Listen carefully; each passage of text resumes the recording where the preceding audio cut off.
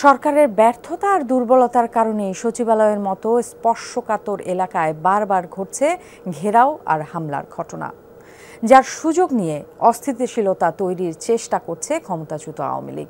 এমন অভিমত সাবেক দুই সচিবের।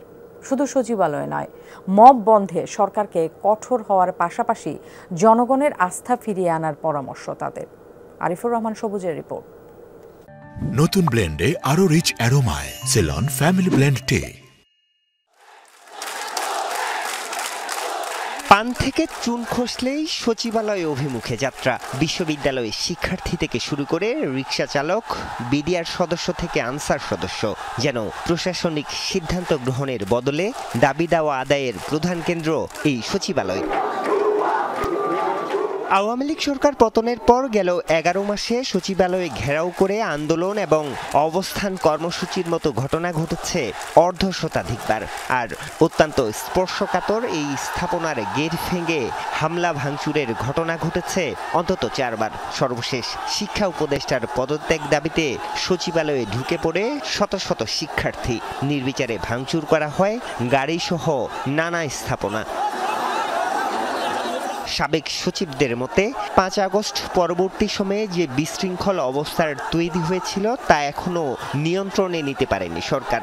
ফলে বারবার এমন ঘটনা ঘটলেও সরকারের কঠোরতার বার্তাও যায়নি আন্দোলনকারীদের কাছে। আমরা কোনো অন্যায়তে ছাড় দেব না, এই বার্তাটাও সরকার শক্তভাবে দিতে পারেনি। এক আর 2 নাম্বার ওই যে একবার এগুলা করে মজা পাইছে, সাইকোলজিক্যাল ওইটাও কিছুটা আছে। তারা একটা রাষ্ট্র চালাচ্ছেন, অথচ তাদের সেন্টার পয়েন্ট নার্ভ সেন্টারে তারা ঠিক করতে পারছেন না। এটা সরকারের একটা বড় দুর্বলতা।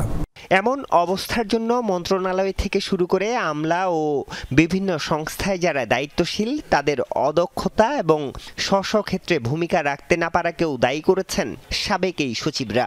এই ঘটনার পুরো দায় দায়িত্ব সরকারের, সরকারি উপদেষ্টাদের। সরকারি উপদেষ্টারা ভুল পদক্ষেপ নিয়েছেন। এবং আপনি রাতের বেলা কেন এইসব করতে হবে?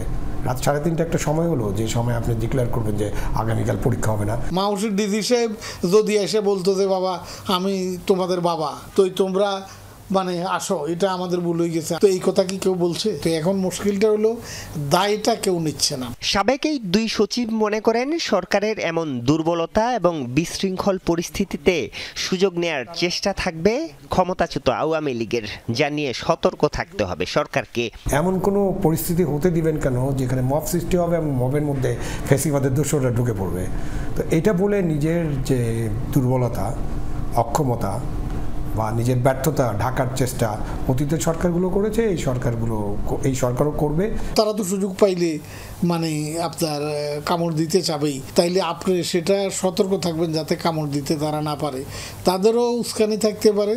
আর সরকারের সাথে যারা আছে তাদেরও থামানোর উদ্যোগটা সেভাবে নাই। এমন পরিস্থিতি থেকে উত্তরণে জনগণকে আস্থায় আনার পাশাপাশি দ্রুত নির্বাচন দেওয়ার তাগিদ সাবেক এই দুই সচিবের। আমি মনে করি যে ওনাদের পক্ষে আর এটাকে গুছানো বা সামাল দেওয়া সম্ভব না। এখন একমাত্র পথ হলো নির্বাচন, এখন সেখানেও শঙ্কা আছে। আরিফুর রহমান সবুজ, যমুনা নিউজ, ঢাকা।